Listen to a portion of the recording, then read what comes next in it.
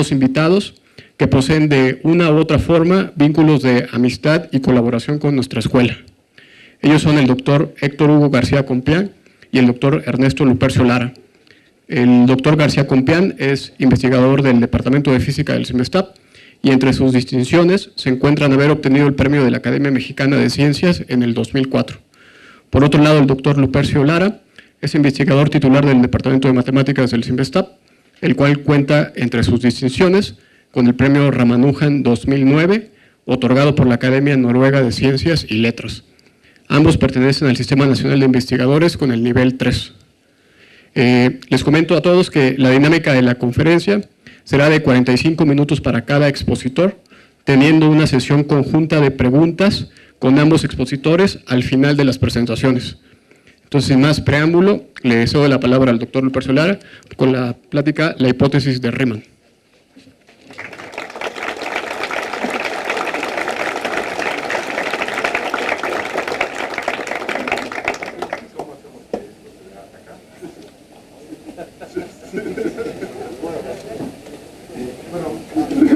Quisiera aclarar que mi charla va a ser filmada en el agua del Santo. ¿Para qué micrófono? ¿No se oye allá atrás? Bueno, ¿se oye? Ya se oye, muy bien. Voy a, ahora está un poco fuerte, voy a dar una plática muy elemental. Solo voy a suponer que saben cálculo 1. Derivadas, integrales y nada más. No voy a suponer nada más. La hipótesis de Riemann es el problema más importante de toda la matemática. El que lo resuelva se llenará de gloria eterna, o al menos por 40 años según la ONU, mientras dura la humanidad. Y apúrense, ¿no? Porque será bueno resolverla antes de que se acabe esto. Y la hipótesis de Riemann es, nuevamente, es un problema fundamental, básico en toda la matemática. Se hace la pregunta,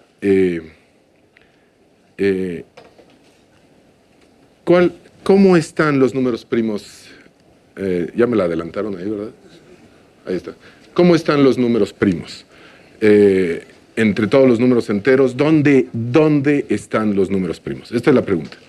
¿Dónde están los números primos? Exactamente dónde están los números primos. ¿Cómo podemos entender esto? Esto es muy elemental, desde luego, desde la secundaria, se le puede decir a un niño, o la primaria, quizá, que es un número primo. Pero bueno, quizá primero una muy, muy breve historia de los números primos. ¿Quién descubrió los números primos? ¿Alguien tiene idea? ¿Quién fue el primero que formuló este concepto? Bueno, aquí está. Este animalito fue el primero en formular este concepto. Las cigarras tienen la costumbre de dormir por 17 años y luego revivir. Y por 2 semanas se oyen hasta 2 millas de distancia su canto a una cantidad aterradora de decibeles. Tocó una vez en la vida. Y el ruido es ensordecedor. Le inspiró a Bob Dylan le inspiró la canción, en 1970 le inspiró la muy recomendable canción que pueden oír en YouTube, El Día de las Cigarras. Y tienen esta extraña costumbre de dormir por 17 años y luego vivir 2 semanas, hacer todo lo que tienen que hacer en sus vidas y luego dormir por 17 años. Se mueren y duermen por 17 años. Pero hay varias especies y algunas lo hacen por 13 años y algunas otras lo hacen por 7 años. Pero si una de 17 años se equivoca y nace, por decirlo así, antes de tiempo, no nace en 16 años, nace en 13 años. Entonces, de alguna manera, este ser descubrió el concepto de número primo. La selección natural darwiniana, de alguna manera, y hay varias ideas de por qué esto debería ser. Supongo que hay algún depredadores que viajan con cierta periodicidad en la región donde van las cigarras, aves, lo que sea. Entonces, pueden hacer el ejercicio en un pedazo de papel o en su cabeza, digamos que vinieran cada 6 años. Entonces, si ustedes tienen un número primo grande para aparecer y desaparecer, minimizan la probabilidad de encontrarse con un predador. Pero el número tiene que ser primo, porque si tiene divisores y pueden hacer el ejercicio, se encuentran con más frecuencia y la probabilidad es mayor. Entonces, pues estos seres descubrieron los números primos hace muchos millones de años. ¿Qué es un número primo? Son números importantes, son los átomos, así como la materia tiene átomos que la forman, los números, que es un universo mucho más sencillo, los números 1, 2, 3, 4, 5, hoy estamos preocupados por los números naturales, 1, 2, 3, 4, 5, 6, 7, 8, 9, 10, 11, etc.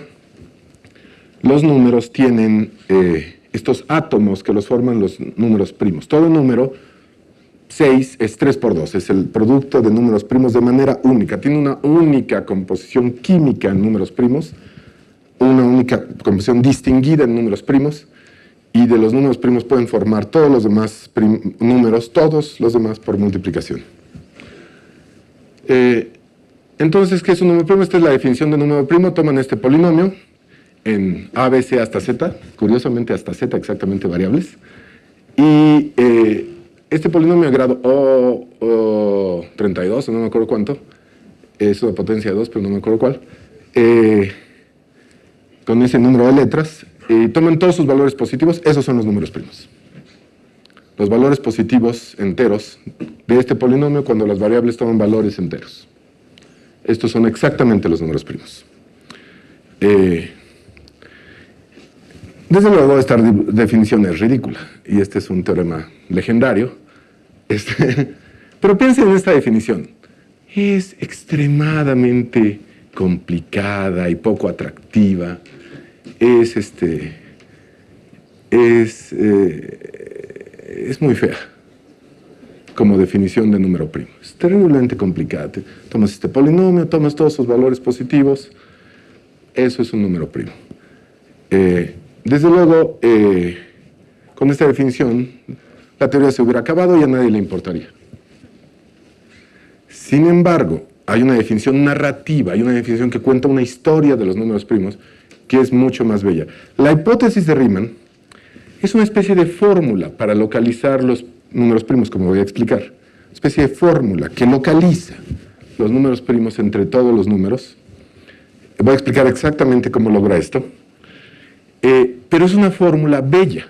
Esta fórmula es una fórmula horrorosa, que también localiza los números primos, como un conjunto algebraico en los números enteros.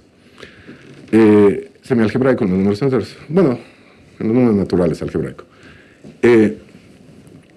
Esta fórmula es horrorosa. Riemann encontró un modo muy bello de pensar en el problema.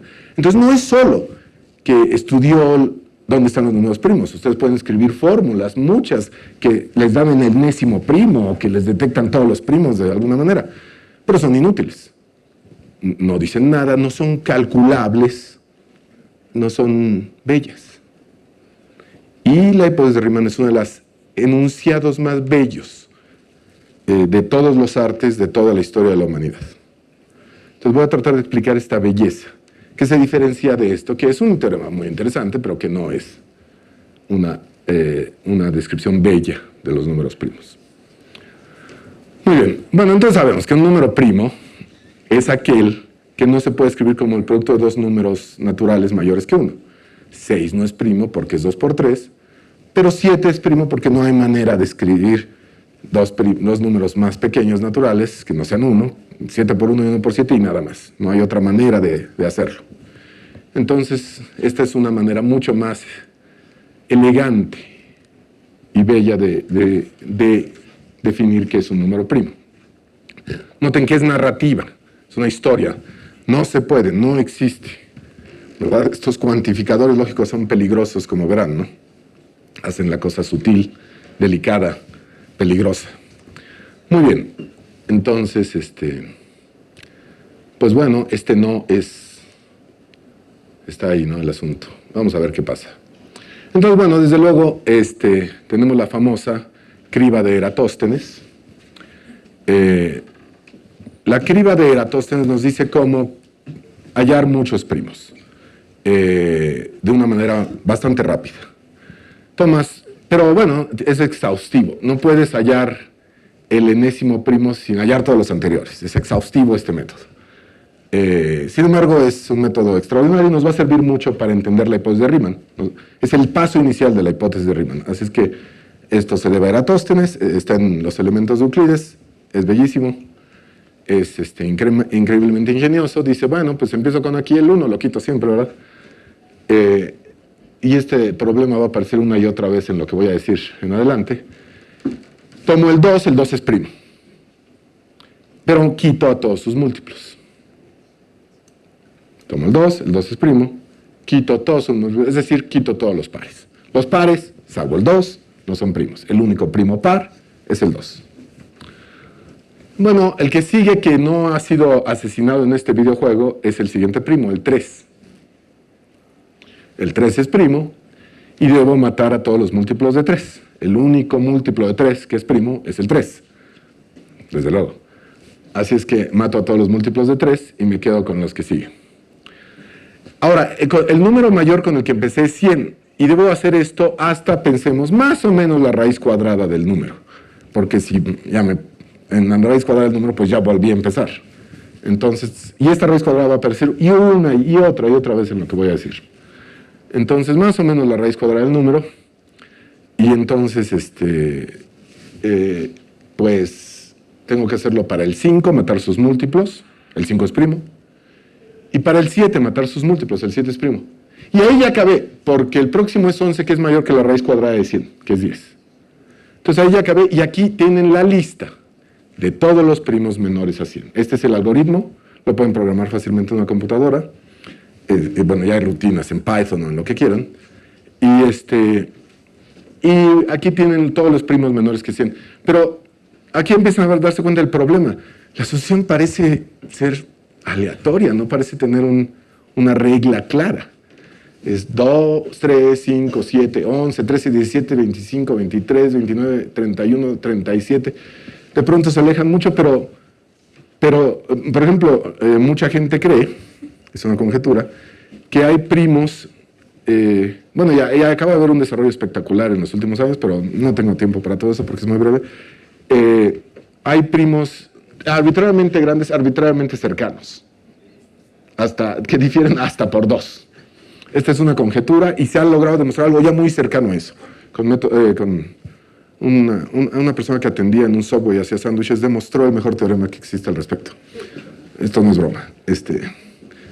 Entonces, es el mejor teorema que existe al respecto de esta situación, ¿no? Es espectacular. Pero bueno, estas cosas son difíciles, ¿no? Sin embargo, extrañamente, si le creemos a Riemann, todas estas preguntas se pueden contestar automáticamente. Entonces, ¿qué es lo que dijo Riemann en su artículo de 8 páginas? En su artículo de 8 páginas, Werner Riemann resuelve todas estas preguntas al mismo tiempo, salvo por un pequeño detalle, la hipótesis de Riemann, ¿no? Entonces, hay un pequeño detalle ahí, pero es increíble, porque si ustedes le creen este pequeño detalle, todas estas preguntas que estoy diciendo, sabemos que sí, que si hay primos arbitrariamente cercanos, arbitrariamente grandes, todo lo que quieran. Las probabilidades exactas de que los primos estén donde, lo que quieran. Sin embargo, hay un pequeño detalle. Muy bien. Entonces, hay una cantidad infinita de primos. Recuerdo que siendo un muchacho bueno, no sé, tendría 11, 12 años, este teorema me explotó la cabeza la primera vez que lo vi. Porque, ¿cómo? O sea, aquí dices, bueno, quizá algún día, este procedimiento parece que vas tachando más y más cosas, ¿no? Y presumiblemente algún día se acaba. Y ya todo está tachado y hay una cantidad finita de primos y acabaste. Estos son todos los primos. Claro, este número podría ser enorme, podría ser 10 a la 10 a la 10 a la 10 a la 10, número de primos y serían enormes. Pero no, hay una cantidad infinita de primos. ¿Cómo es esto posible? Es muy extraño, la demostración es muy extraña. Es una de las obras maestras en los elementos de Euclides. la demostración es muy, muy extraña, de que hay una cantidad infinita. Hay varias demostraciones ahora, con sumas trigonométricas, etc. Pero la demostración clásica de Euclides todavía es la más elegante y es extremadamente rara. Ustedes la conocen probablemente. Si tú tienes muchos primos, pues multiplícalos todos y súmale 1. Y descompone este número en factores primos. No puede ser ninguno de los anteriores, tienes uno nuevo. Y así continúas. Y siempre puedes producir uno nuevo. Siempre puedes producir uno nuevo. Entonces, si empiezas con 2, empiezas con, no sé, algunos, pues puedes producir. La sucesión, pues, no es monótona, pero es infinita. Entonces, es extrañísima la demostración, ¿no? Te da un algoritmo. De hecho, es un algoritmo que puedes programar para producir primos y primos. Claro que rápidamente tu computadora va a explotar, ¿no? En el sentido de que rápidamente no vas a poder hacer los cálculos.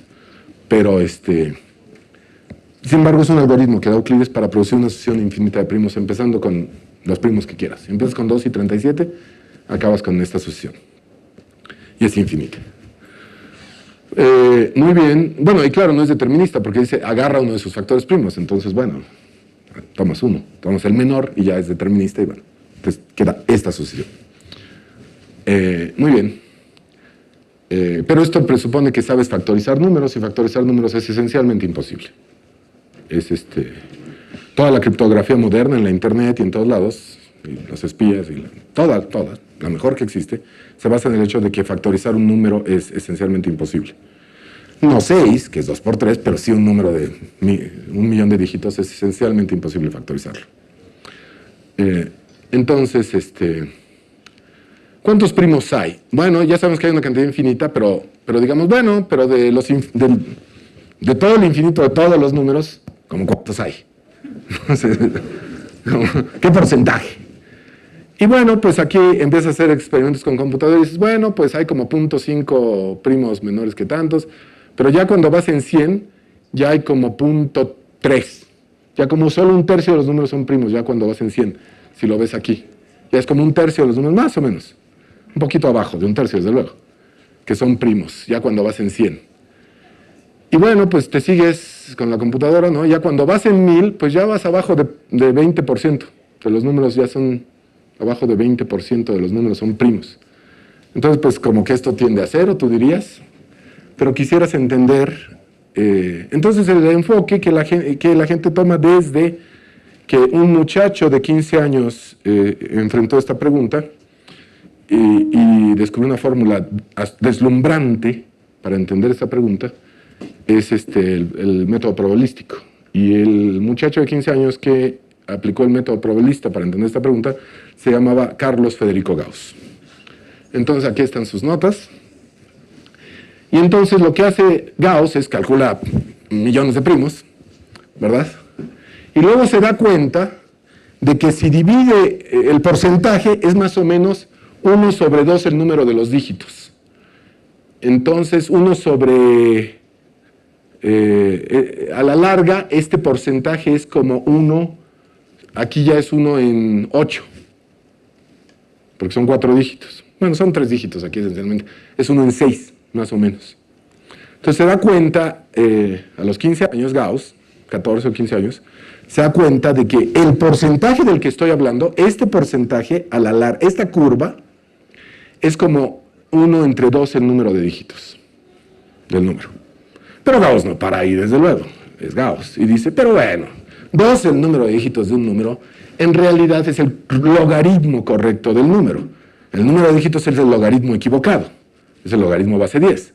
Pero 2 veces el número de dígitos es el logaritmo correcto, es el logaritmo base E. Gauss está claramente consciente del descubrimiento de que la mejor base para los logaritmos es el número de Euler, E, los puntos 718, 28, 18, 1 más 1 entre n a la n, para n tiende a infinito. Y entonces dice, no, entonces el porcentaje pi de x entre x, eso es el porcentaje, pi de x entre x, es qué porcentaje de primos hay menores que x. Dice, es 1 entre el logaritmo. Y esto pues, lo escribe ahí a los 14, 15 años. Y luego, cuando Legendre publica una nota o una carta, ya no sé qué es, en la época nadie estaba tratando de publicar en revistas, de mucho, se mandaban cartas y todo eso, ¿no? Legendre escribe L de X menos una constante que es 1.6, no sé qué, ¿no?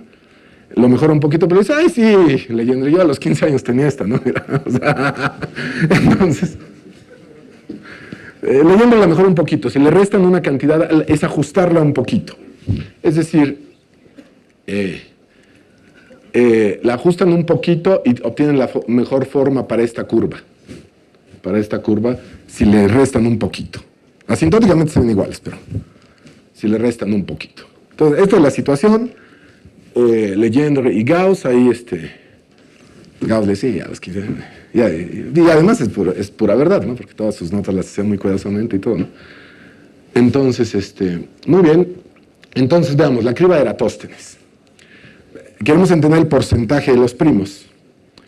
Y aquí vamos a graficar otra cosa que es, cada que haya un primo, vamos a contar en n cuántos primos anteriores hay. Esta es la fórmula de pi de x. No es esta es pi de x entre x.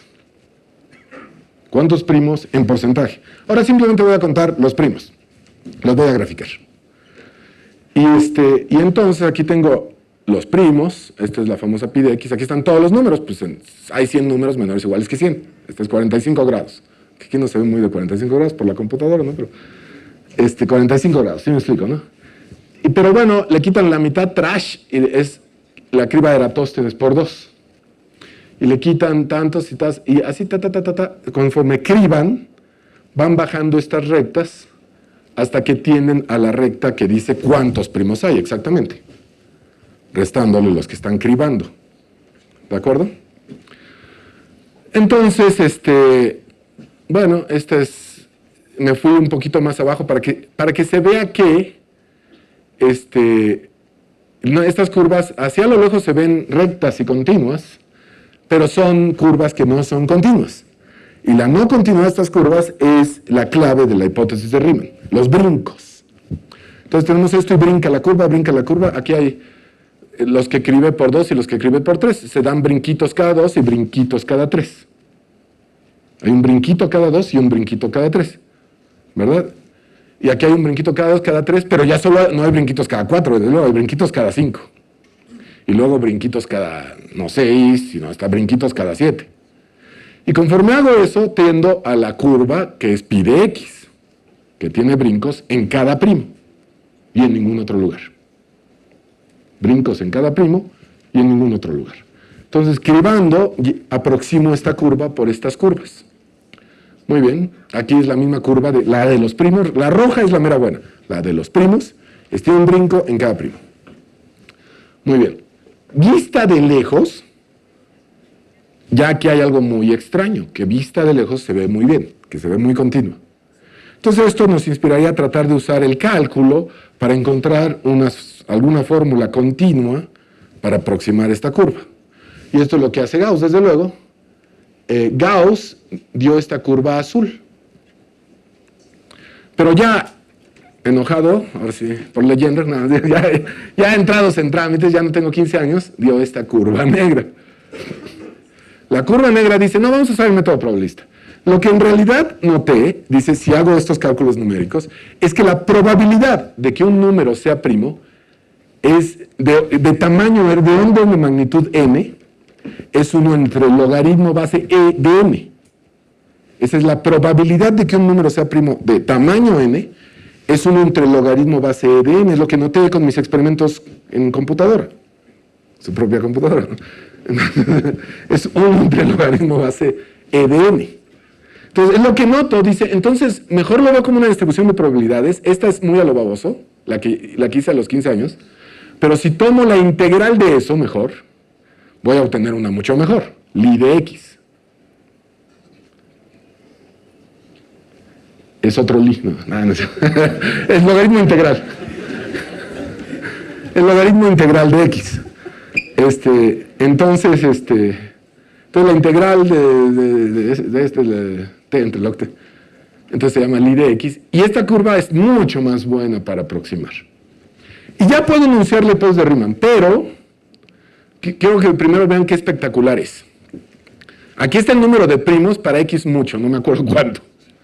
Muchos primos, ya para X bien grandote, 10,000, no sé cuánto. Imagínense un numerote, 10 a la no sé cuánto. Este es el número de primos.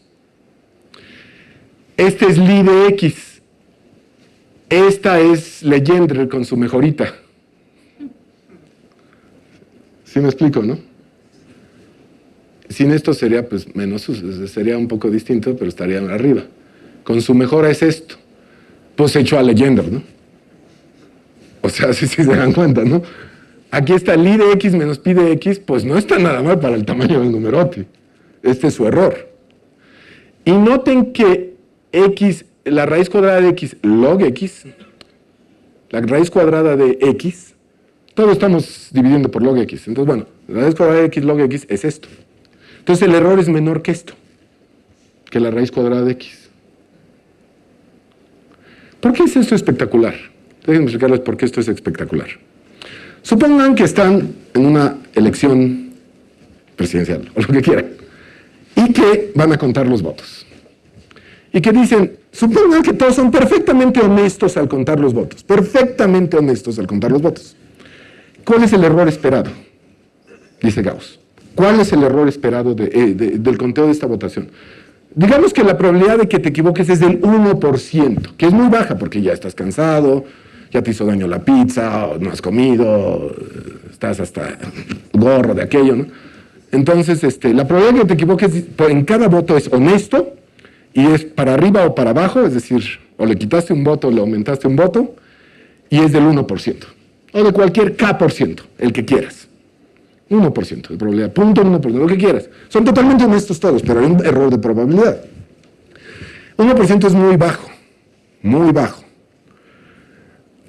Y ya salieron las elecciones y luego salen con que voto por voto, casilla por casilla. Y tú dices, pero si los vuelvo a contar, hay la misma probabilidad de error en cada voto. ¿Cuál es el error esperado en esta elección? La respuesta es bellísima y tiene que ver con algo que se llama random walks, caminatas aleatorias. Voy a explicarlo. Supone que estás en esta línea recta y que tu probabilidad es la misma de caminar hacia acá que de caminar hacia acá. Estás totalmente borracho. Y estás ahí y puedes caminar para acá o para acá con la misma probabilidad. Después de n pasos, ¿a qué distancia esperas estás de donde empezaste? Después de X pasos, ¿a qué distancia esperas? Bueno, y si, puedes hacer el experimento en matemática, o en Python, o en lo que quieras, y esperas estar a la raíz cuadrada del número de pasos. Por una constante. Entonces, si hay una votación con 30 millones de votos, digamos 40, la raíz cuadrada de 4 es 2, y la raíz cuadrada de 6 ceros es 3, entonces esperas un error de... Bueno, en todas las elecciones que han estado cercanas, el error probabilista es mayor que la diferencia de las elecciones. No tiene sentido el resultado, porque es imposible contar los votos con absoluta precisión. Los resultados de estas elecciones no tienen sentido. Ningún sentido, es imposible, no es deseable, pero es imposible contar los votos con absoluta precisión. Porque la probabilidad de que te equivoques en un voto es al menos del 1%, lo viste mal, te confundiste, lo anotaste mal, lo copió mal, incluso si todos son perfectamente honestos. Entonces, elecciones que están tan cerca como algunas de las elecciones presidenciales de México, el resultado no tiene sentido, por este teorema de caminatas aleatorias. La distancia, el error a la que esperas pues es la raíz cuadrada del número de votos por una constante chiquitita, pero la raíz cuadrada es enorme. Me explico, la constante no es tan chica, es como el 1% más o menos. 2 entre pi raíz cuadrada por el porcentaje. 2 entre pi raíz cuadrada por la raíz cuadrada del porcentaje, lo que sea, pero bueno, puedes hacer el cálculo y es imposible contar esos votos con la precisión mayor que la diferencia de votos que se propone. Imposible. Entonces, aquí está un borracho caminando. Cuando tomo ya 3 borrachos caminando, este es el promedio de sus distancias. Pues a veces se aleja mucho de la curva esperada, pero si tomas 1000 borrachos caminando, y si tomas 10,000 borrachos caminando, entonces, casi sin duda estás a la raíz cuadrada del número de pasos. ¿Por qué digo esto? Pues porque entonces esta aproximación que se llama raíz cuadrada exacta es maravillosa, es lo mejor que puedes hacer. Si te dieran una bolsa y tuvieras un procedimiento perfecto para determinar cuándo un número es primo, ¿se me explico? Lo que dijimos que era extremadamente difícil. Y solo te equivocaras por errores honestos de tu computadora, K% de las veces, por el kernel de Linux, te quedarías a raíz cuadrada de la distancia, por alguna constante. Raíz cuadrada de x log x. Si los errores fueran verdaderamente aleatorios, no te va a ir mejor que esto. You ain't gonna do better than this. Sí me explico, ¿no? Es extraordinaria la aproximación. Y eso es muy raro. Esa es la hipótesis de Riemann. Que esta aproximación es raíz cuadrada exacta. La hipótesis de Riemann, esto no lo sabemos. Lo podemos hacer en computadoras y verlo todo el tiempo. La hipótesis de Riemann dice que esta aproximación es equivalente a que si les ponen a contar los primos con un procedimiento perfecto y solo un error honesto experimental de K%. Esto es lo que dice la hipótesis de Riemann. Es una afirmación asombrosa. Que la primera adivinanza que haces es extraordinaria. No se puede mejorar. Y sin embargo se puede. Porque Riemann hizo algo increíble, que no se debe hacer, pero lo hizo. Ahora lo explico. Riemann escribió una fórmula mejor. Aquí están los otros dos y les dijo, quítate que ahí te voy. Este es el error. Este es pi de x, la puse recto.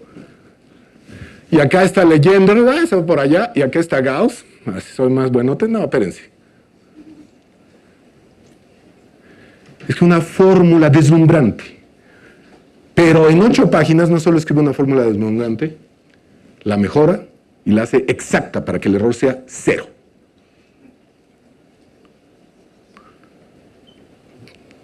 Dios mío. O sea, no solo logra en su primer intento destronar a todos los anteriores. Gauss fue su asesor doctoral. Sino que además mejora su primer intento en su segundo intento a una fórmula exacta. Exacta. Ahorita explico. Entonces, la fórmula exacta de Riemann dice, bueno, pero los primos tienen automorfismos. ¿Verdad? Entonces, dice, cada p a la n, cada número que es 4, ese debe ser medio primo. 4 debe ser medio primo. Es medio primo. Y 8 debe ser un tercio de primo. Y 16 debe ser un cuarto de primo. Te voy a contar así, dice. Bueno, entonces voy a tomar R de X, la que les dije que se llevó de la calle, esta es R de X, es tomando eso en cuenta. El otro dice, estaba sobrecontando porque no estaba tomando en cuenta los automorfismos. Pero si tomo en cuenta los automorfismos, tomo la fórmula de Gauss-Lie, logaritmo integral, y tomo en cuenta estos automorfismos, esta cosa que acabo de decir, y escribo una fórmula R de X, está buenísima. Pero no conforme con eso luego dice, y luego voy a hallar un montón de numeritos que si tomo R y lo corrijo, la fórmula es exacta.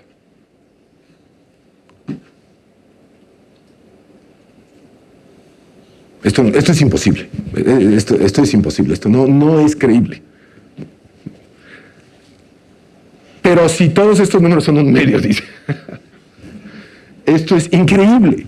Esto es increíble. Encontré una fórmula exacta para la escalera de los números primos. Pero ¿cuál es la idea? ¿Cómo puedes encontrar una fórmula exacta para esta escalera? ¿Qué está pasando? ¿No? ¿Qué hizo Riemann? Deben tratar de explicar lo que hizo Riemann.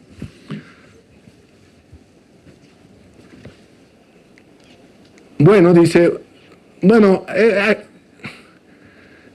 si mejor escribamos otra escalerita, en donde el primer brinco es 2pi, por motivos de la raíz cuadrada entre no sé qué, entre pi, lo que sea. El primer brinco es algo. Y luego, cada brinco ocurre en las potencias de los primos, no solo en los primos. Y cada brinco es del orden de, pues de 1 entre el logaritmo del primo. No de la potencia del primo, de 1 entre el logaritmo del primo. Y la dibujas. Si la dibujas, aquí ya no la dibujé para muchísimos, pero si la dibujas se ve como una línea de 45 grados. Si esa tiende a una línea de 45 grados, esto es cierto, todo es cierto, y eso es la hipótesis de Riemann. Es otro, ya les dije 2 modos de equivalentes de la hipótesis de Riemann. Si esta línea es raíz cuadrada aproximada exacta a y igual a x. Si los errores de esta línea son auténticamente una caminata aleatoria.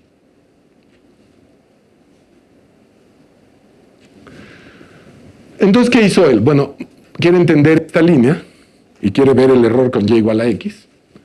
Y quiere corregir el error con y igual a x. ¿Y cómo lo corrige? Desde luego, usando la transformada de Fourier. Si tienes una fórmula como esta, y le sacas su transformada de Fourier, ves sus modos de oscilación, su espectro. Esto es lo que haces en análisis espectral, te llega una señal, y es lo que haces en mecánica cuántica, curiosamente. Te llega una señal, haces el análisis espectral, y esto es lo que hizo Riemann, curiosamente. Hace el análisis espectral y ve su espectro. Esta es la transformada de Fourier, pero la transformada de Fourier, no sé si han oído de la transformada de Fourier, que es la integral de la, y la transformada inversa de Fourier, que es la integral de la. Pero están acostumbrados a verla para funciones periódicas, y él no la ve para funciones periódicas. La ve para funciones en toda la recta pares.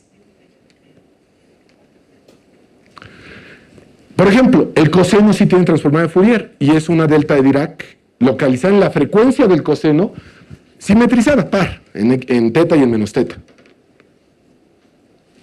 Entonces, si tiene un coseno en una expansión de Fourier, en su transformada se va a ver como algo discreto, se va a ver, es como se ve la materia. Usted tiene esta es la dualidad onda-partícula. Si tienen un coseno, su transformada de Fourier se ve discreta en un punto, la frecuencia del coseno. Puede ser se ve como delta de Dirac en este punto. Pero esta es la dualidad onda-partícula. Ondas tienen una dualidad, una fórmula que te dice cómo se ven partículas. ¿De acuerdo? Se llama la transformada de Fourier. La onda esta, se ve como estas partículas, pero esta está muy intensa y esta menos, 1 en K en cada K. Por cierto, 1 sobre K en cada K para esta onda, si tienes esta cosa en el oscilador, le aplicas la transformada de Fourier, te da 1 en K para cada K. Y lo que quiere hacer Riemann es analizar esta con análisis de Fourier. Quiere entender esta onda, la simetriza, la pone aquí y la pone acá, para que sea even function, para que sea una función y sean cosenos. Muy bien, entonces, lo que él quiere encontrar es, si ya tengo esto, que son los números primos, quiero encontrar su transformada de Fourier, y quiero encontrar todos los cosenos, la suma de cosenos que me definen este conjunto discreto, con las alturas dependiendo de si son una potencia de primo o si son primos. Si son primos cuentan como 1, si son una potencia de un primo cuentan como 1/2, 1/3, 1/4, etc. Entonces, si tienes esta función y quieres bueno, aquí ya la suavicé. Aquí ya tengo una onda que aproxima a esta, que es la que calcula Riemann. Esto lo calculó Riemann. Su transformada de Fourier quiero que sea esto. Es decir, quiero calcular la transformada de Fourier de esto de alguna manera. Muy bien, primero hago par, la función de los números primos, la escalera de los números primos. La copio acá, para que sean cosenos. Y bueno, pues lo hago. Ahí está. Entonces, entonces, bueno, dice, tener la escalera de los primos es lo mismo que tener estas frecuencias. Pero ahí no para Riemann, desde luego, son 8 páginas, quiero decir. Es decir,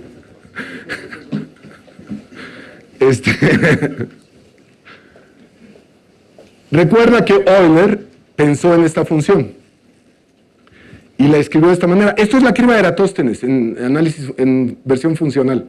Lo pueden hacer por inducción. Empiezan, multiplican por 1 menos 1 medio, entonces esto se corre, 1 menos 1 tercio, esto se corre, 1 menos 1 menos 1 menos 4, se corre, y pues desaparece esta que tiende a 0 y les queda esta.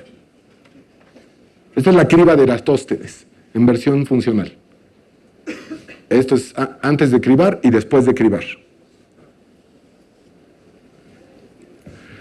Entonces tienen esta criba de Eratóstenes en versión funcional, en esta función. Y Riemann dice, tiene una primera idea monumental, dice, quiero estos tetas. Si tengo estos tetas, quisiera demostrar que los tetas en verdad tienen esta propiedad, de que recuperan esta curva. En verdad, quiero ver que el error, si escribo los cálculos a lo baboso, pues veo en la computadora que sí, que esta función toma su transformada de Fourier y me da esto. Pero quiero medir, quiero acotar el error. Quiero que sí sea cierto, que estos tetas determinen a los primos. Estos tetas se llaman el espectro de los primos. En la versión, los primos son la versión partícula y esto es la versión onda. Esto es la versión onda. Entonces, pues se le ocurre una idea monumental, pensar que el exponente es un número complejo. ¿Cómo se le ocurrieron estas cosas? ¿Quién sabe? No, es tremenda la idea en su momento. En su momento es tremenda la idea. Nadie había hecho nada como esto.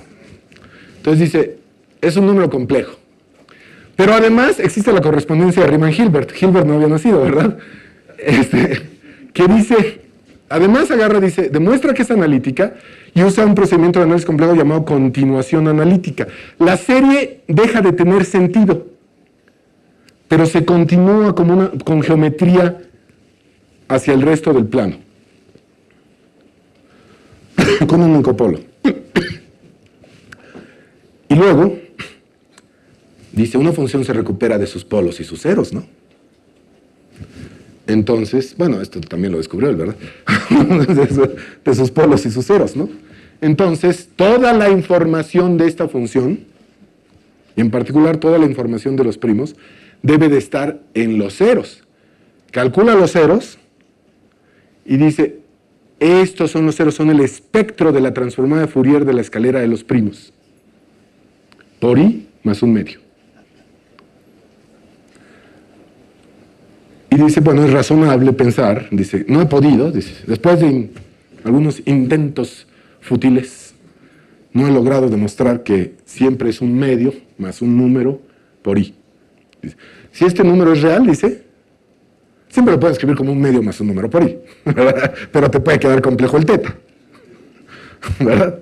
Dice, es razonable suponer que los tetas son reales, dice. Son los ceros para recuperar toda la información de la función. De hecho, no puedes recuperar toda la información de la función, te faltan holonomios, pero esto no importa para recuperar la construcción de los números primos. Aquí está, esta es bellísima. Esta es la función r de x, con muchísimos términos, con muchos tetas, es 50 tetas. Aquí usas 50 ceros de la función z de Riemann, y esta es la escalera de los primos, y esta es la función de Riemann, truncada en 50 términos. Lo azul, que quizá no vean, aproxima espectacularmente a lo rojo. Pero aquí ya no hay error, ¿no? O sea, ya tomas la parte entera y está bien, ¿no? O sea, sí me explico, ¿no? O sea,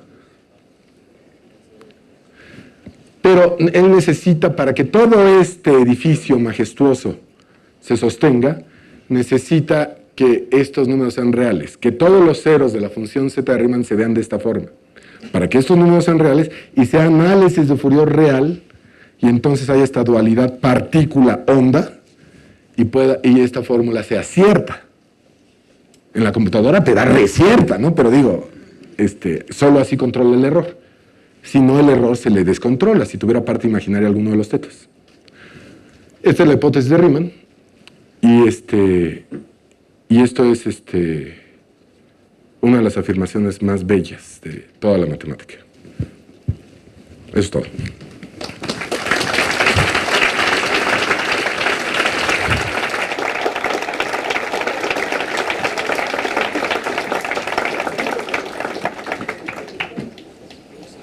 No hay preguntas, ¿verdad? Es después.